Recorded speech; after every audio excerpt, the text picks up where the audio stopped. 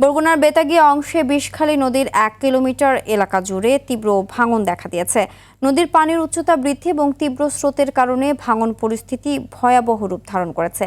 দ্রুত ব্যবস্থা না নিলে নদী গর্ভে বিলীন হয়ে যেতে পারে বেতাগী শহর রক্ষাবাদ সহ নদী তীরের একটি বিশাল অংশ। বরগুনা থেকে তাওহিদুল ইসলাম শুভর পাঠানো তথ্যচিত্রে বিস্তারিত জানাচ্ছেন সাকিব আল হাসান। তিব্বত লাক্সারি সো, বাংলাদেশের রূপ।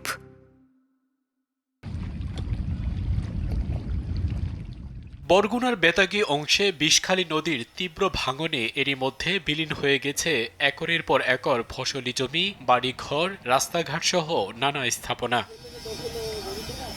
চলতি বর্ষা মৌসুমে নদীর পানি বাড়ার সাথে সাথে পৌর শহরের ফেরিঘাট থেকে লঞ্চঘাট পর্যন্ত প্রায় ১ কিলোমিটার এলাকা জুড়ে তীব্র ভাঙন শুরু হয়েছে। ভাঙনের মুখে রয়েছে ফেরিঘাট সংলগ্ন ব্যবসা প্রতিষ্ঠান, বসতবাড়ি ও গুরুত্বপূর্ণ লঞ্চঘাট এলাকা।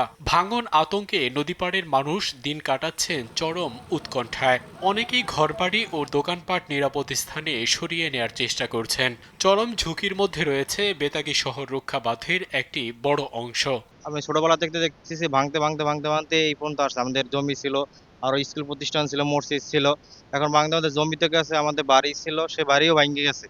আপনার ১০-১২ কানের মতো আমাকে জমি গেছে, খাইগো বাড়ির জমি গেছে, কৃষি জমি গেছে অনেক, বাড়িঘর তো গেছেই। এর সাথে ঘরের লগে টিরা টিরা সব নামিয়ে যায়।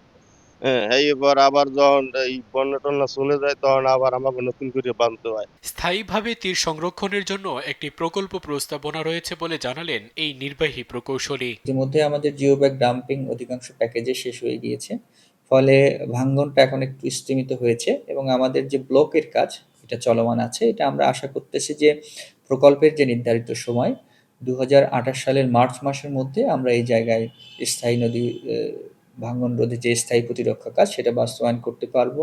কেবল আশ্বাসে সীমাবদ্ধ না থেকে দ্রুত টেকসই বাঁধ নির্মাণের দাবি বরগুনাবাসীর। সাকিব আল হাসান, RTV।